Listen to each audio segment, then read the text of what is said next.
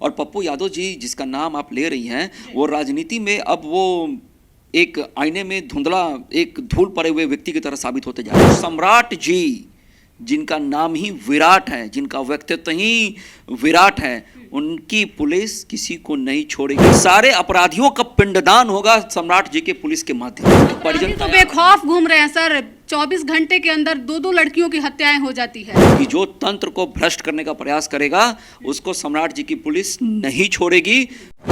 नमस्कार, आप देख रहे हैं संक्षिप्त, मैं हूं आपके साथ अमृता पांडे। बीते कई दिनों में जिस तरीके से नीट छात्रा की बलात्कार और हत्या के बाद लगातार कई ऐसी घटनाएं सामने आई, उसके बाद सम्राट चौधरी और पूरे गृह विभाग पे लगातार सवाल उठ रहा है।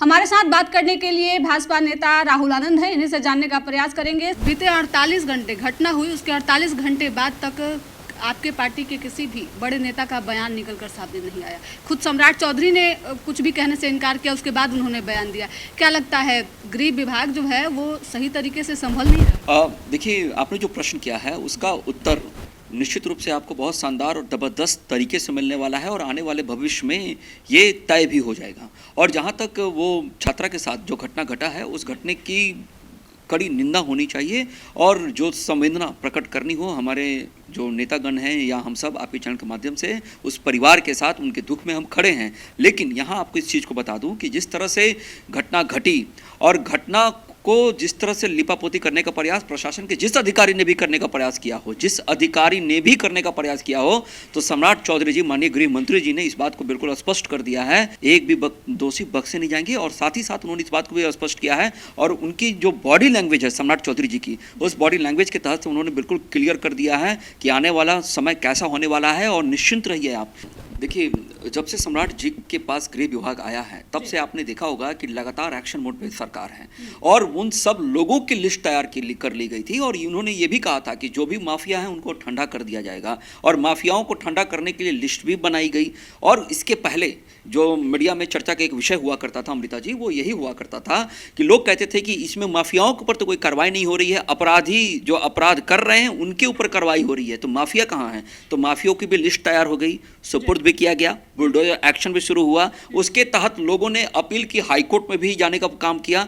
उन सबको बुलडोजर एक्शन के तहत जो न्याय की प्रक्रिया है वो सामान्य रहेगी और वो अब बदलता जा रहा है कि जो तंत्र को भ्रष्ट करने का प्रयास करेगा उसको सम्राट जी की पुलिस नहीं छोड़ेगी, घर से चुनकर निकालेगी, नहीं तो बिहार को छोड़ना पड़ेगा। और एक और महत्वपूर्ण बात मैं आपको बता देना चाहता हूं, सम्राट जी चुनाव के पहले भी इस बात को माननीय गृह मंत्री जी कहते रहे थे और कह भी रहे थे कि अपराधियों को बिहार छोड़ना पड़ेगा। और मैं आपको इस चीज़ का भरोसा दिला देता हूं कि बिहार मोक्ष की धरती गया जी में उन सारे अपराधियों का पिंडदान होगा सम्राट जी के पुलिस के माध्यम से। और उनके परिजन तो बेखौफ घूम रहे हैं सर, 24 घंटे के अंदर दो लड़कियों की हत्याएं हो जाती है, बलात्कार की भी बातें सामने आ रही है, कहाँ कोई बिहार छोड़ के भाग रहा है? देखिए, जो भी आपराधिक घटनाएं होती हैं उसको किसी भी देश में या किसी राज्य में या फिर विश्व में कहीं रोका नहीं जा सकता है, लेकिन इसके पीछे का जो एक लॉजिक है, जो प्रयत्न है, वो प्रगतिशील होना चाहिए। और जो आपने बात उठाई ये निश्चित रूप से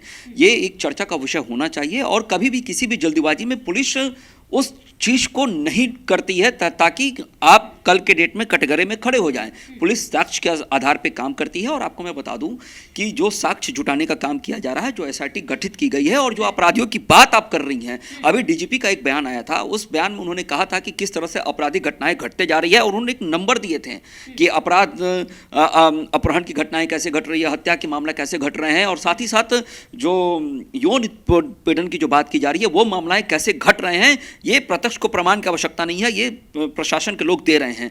सवाल यहाँ ये उठता है कि हम बेहतर कैसे और कर सकते हैं, तो उस बेहतर करने के लिए हमारी पुलिस बिल्कुल शानदार जबरदस्त तरीके से प्रदर्शन करेगी। और सम्राट जी जिनका नाम ही विराट है, जिनका व्यक्तित्व ही विराट है, उनकी पुलिस किसी को नहीं छोड़ेगी और ये आने वाले समय में जो लक्ष्य तय किया गया है उसमें कोई भेदने का साहस नहीं जुटा पाया। विपक्ष तो कह रहा है कि इससे अच्छा तो गृह विभाग नीतीश कुमार के पास था, तभी तक कम से कम बेखौफ अपराधी इस तरीके की घटनाओं को अंजाम नहीं दिया करते।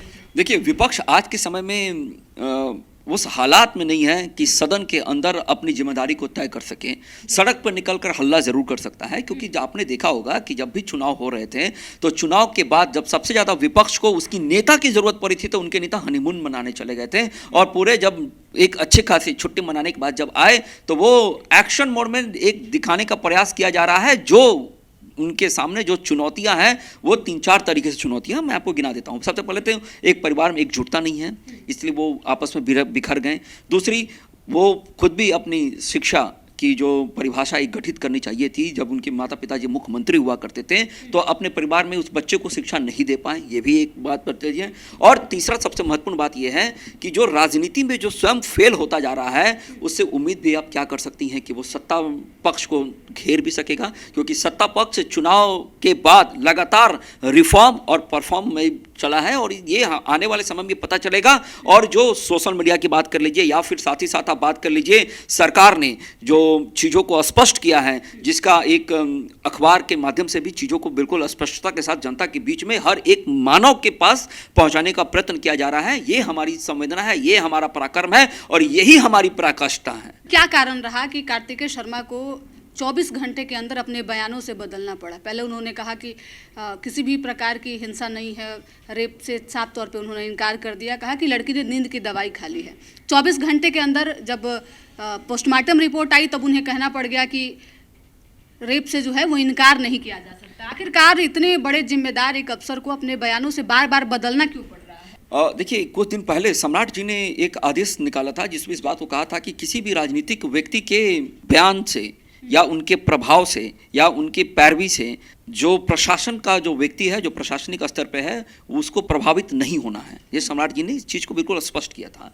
और उसके बाद जो दुर्भाग्यपूर्ण जो घटना घटी, उस घटना की अगर हम बात करें तो निश्चित रूप से जो एसएसपी ने जो बयान दिया, कार्तिकेय शर्मा जी ने जो बयान दिया, उस बयान को वो प्रथम दृष्टया के आधार पे जो क्या जल्दबाजी थी सर? जांच पड़ताल कर लेते तभी बयान देते। देखिए, जो प्रथम दृष्टया का जो मामला आया था उसके आधार पे उन्होंने बयान दिया, लेकिन साथ में जब रिपोर्ट आए तो उन्होंने खुद भी इस चीज़ को फील किया और कहा भी कि इसे नकारा नहीं जा सकता है, लेकिन हम उस पर निष्पक्षता के साथ जांच करेंगे। और एसआईटी भी गठित की गई है, और साथ ही साथ जो एसआईटी गठित की गई है वो 1 से 2 दिन में वो रिपोर्ट भी दे देगी। देखिए, मामला कोई भी हो, मामला किसी समाज के लड़की के साथ छेड़खानी की हो, मामला गंभीर है। और बेटियों को जहां तक नरेंद्र मोदी जी की सरकार और एनडीए की सरकार इस सशक्त बनाने की बात करती है, महिलाओं को प्रतिनिधित्व को बढ़ाने की बात करती है, उस माहौल में अगर इस तरह की घटना घटती है तो उस पर निश्चित रूप से पैनी नजर रहेगी। और सरकार मजबूर नहीं मजबूत है, और आने वाले समय में इसका निष्कर्ष भी देखने को मिलेगा। बस 2 से 4 दिन बाकी है, एसआईटी का रिपोर्ट आने दीजिए, जवाबदेही हर किसी की तय की जाएगी।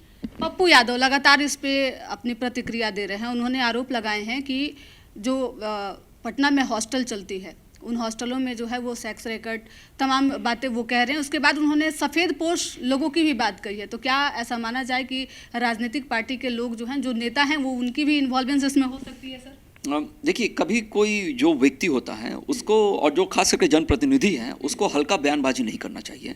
और पप्पू यादव जी जिसका नाम आप ले रही हैं, वो राजनीति में अब वो एक आईने में धुंधला, एक धूल पड़े हुए व्यक्ति की तरह साबित होते जा रहे हैं, क्योंकि उनकी ना कोई आदर्श है कि कैसे राजनीति करेंगे। और मैं व्यक्तिगत रूप से इस बात को नहीं कह रहा, लेकिन आपको मैं बता देता हूँ कि साफ और स्वच्छ छवि वाले लोगों से ही राजनीति की जाती है, और छोटे आरोप लगाकर राजनीति को गंदा दिखाने का प्रयास नहीं करना चाहिए। राहुल जी, फिर से हम उसी सवाल पे आएंगे। सम्राट चौधरी बार बार अपने बयान में इस बात का जिक्र करते हैं कि अपराधियों को बख्शा नहीं जाएगा, 24 घंटे के अंदर उन पे कार्रवाई होगी। घटना को हुए कई दिन हो गए, लेकिन कार्रवाई अभी तक उस तरीके से नहीं हुई। अपराधी अभी तक बेखौफ घूम रहे हैं। देखिए, जिस हॉस्टल में ये घटना घटी है उस हॉस्टल को सील किया जा चुका है। साथ ही साथ इस पे बात करें कि जो सर 3-4 दिन तक हॉस्टल ऐसे ही खुला था, काफी लापरवाही बरती गई। हमने जाकर वहां से ग्राउंड से भी रिपोर्ट दिखाया। देखिए, ये बात आप जो कह रही हैं इससे नकारा नहीं जा सकता है, और ये प्रत्यक्ष प्रमाण की आवश्यकता नहीं होती है। और जो थाना प्रभारी की जो संलिप्तता दिखाई जा रही है, जो संलिप्तता उनकी नजर आ रही है प्रथम दृष्टया में, तो निश्चित रूप से सरकार बहुत गंभीर है और उनके ऊपर भी कार्रवाई होगी। और एक कठोर संदेश देने का काम किया जाएगा कि किसी भी प्रशासन के व्यक्ति को लापरवाही अगर बरती जाएगी तो भविष्य में सरकार किस तरह से उनसे निपटेगी, इसकी भी तैयारी हो रही है। और सम्राट जी ने जो कही है बात, खास करके जो गृह मंत्रालय को लेकर जो उन्होंने बातों को रखा है 24 घंटे के अंदर, तो उसका असर दिख रहा है, उसका असर दिखा है, तभी आज जो आपराधिक घटनाएं हैं वो घट रही है। लेकिन फिर भी जो अति संवेदनशील जो घटनाएं घट जाती है उस पर पौनी नज़र होनी चाहिए। और जो हॉस्पिटल की भी संलिप्तता की बात की जा रही है कि रिपोर्ट्स को लेकर क्या बातें की गई है, उन सब पे कार्रवाई होगी, आप निश्चिंत रहिए। मैं आपके चैनल के माध्यम से आपके दर्शकों को भी और साथ साथ से प्रशासन के लोगों को इस चीज़ के लिए बता देता हूं कि अपराधियों को लेकर जो जीरो टॉलरेंस की जो नीति बना रखी है हमारी राज्य सरकार ने, उस पर हम अव्वल रहेंगे। और नीतीश जी के नेतृत्व में ही सारी चीज़ हो रहे हैं और सम्राट जी नीतीश जी के नेतृत्व में ही कामों को कर रहे हैं और बेहतर तरीके से उसका निष्पादन करेंगे।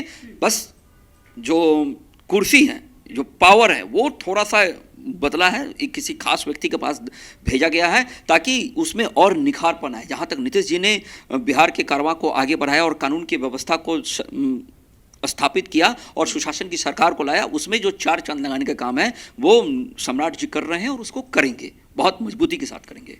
एक साथ दो नीट के छात्रा के साथ ऐसी घटनाएं हुई, क्या लगता है सर, कब तक न्याय मिलेगी उन छात्राओं को?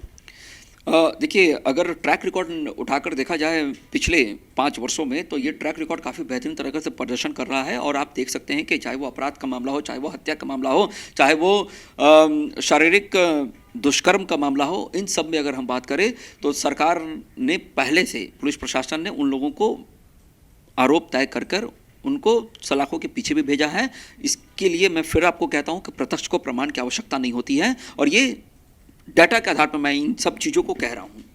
आपराधिक घटनाएं सर लगातार बढ़ रही है, जब भी बातें आती है तो जंगल राज की याद दिलाई जाती है और कहा जाता है कि एक समय था 90 का दौर जब खूब इस तरीके की घटनाएं होती थी, लेकिन अब फिर से उसको रिपीट किया जा रहा है। इस राज को सर क्या कहेंगे? देखिए, जो 90 का दौर था अमृता जी, वो निश्चित रूप से जंगल राज था और जंगल राज की पटकथा लिखने वाले दौर को क्या कहेंगे? मैं बताता हूँ कि उस समय उनकी जो पटकथा लिखी गई थी और जो हत्याकांड होती थी, जो रेप होते थे, उसके लिए पुलिस मुख्य दर्शक बनी रहती थी और एक खास कुर्सी के बगल में वो खड़ी रहती थी और मुख्य दर्शक रहती थी और कानून अंधा था, ये साबित हो गया था। उनके शासनकाल की बात कर रहे हैं और अभी की शासनकाल की बात करिए तो प्रशासन मजबूर नहीं मजबूत है और आपराधिक घटनाएं रजिस्टर्ड होती हैं। मीडिया के जो लोकतंत्र के जो चौथे स्तंभ हैं उनके नज़र के सामने होता है।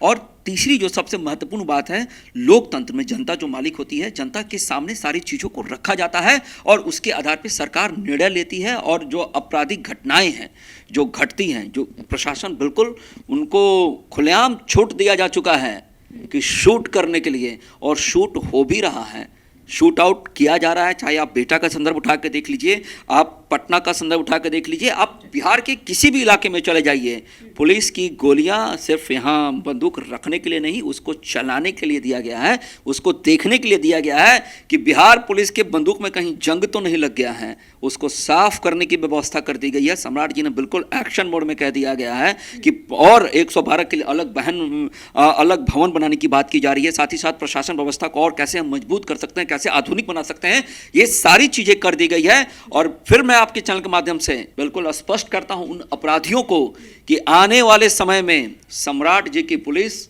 उनको मोक्ष की धरती पर पिंडदान करा देगी। चलिए, हमारे साथ बात करने के लिए भाजपा नेता राहुल आनंद से, जिनसे बातचीत कर रहे थे। जिस तरीके से लगातार आपराधिक घटनाएं घट रही हैं, हाल ही में जहानाबाद की लड़की जो पटना में नीट की तैयारी के लिए आई थी, जिसके साथ पहले आपराधिक घटनाएं जिस तरीके से हुई, जिस तरीके से रूह कपा देने वाली बातें निकलकर सामने आई, पहले लड़की के साथ जो है वो बलात्कार किया गया, सामूहिक बलात्कार की बातें सामने आ रही है, उसके बाद मौत की घाट उतार दिया गया। लगातार इसमें संलिप्तता की बात करें तो हॉस्पिटल से लेकर और प्रशासन की संलिप्तता, लगातार परिजन आरोप लगा रहे हैं कि सबकी मिली भगत है और इसलिए इस मामले को दबाने का प्रयास किया जा रहा है। साथ ही गृह विभाग और सम्राट चौधरी पे भी सवाल उठाए जा रहे हैं कि आखिरकार घटनाएं घट रही है लेकिन कोई एक्शन क्यों नहीं लिया जा रहा है, प्रशासन अपने बयानों से बदल क्यों रही है। इन तमाम सवालों के जवाब दे रहे थे बेबाकी से हमारे साथ। फिलहाल इस खबर में इतना ही। वीडियो अच्छी लगे तो शेयर कीजिएगा, साथ ही हमारे यूट्यूब चैनल संक्षिप्त को सब्सक्राइब करके फेसबुक पेज को भी फॉलो कर लीजिएगा। धन्यवाद।